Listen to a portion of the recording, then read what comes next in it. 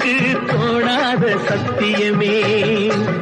போடும் பொய்த்திரையை கிழித்து விடும் காலம் புரியும் அப்போது மெய்யான கோலம். கண்ணை நம்பாதே, உன்னை ஏமாற்றும் நீ காணும் தோற்றம் உண்மை இல்லாதது.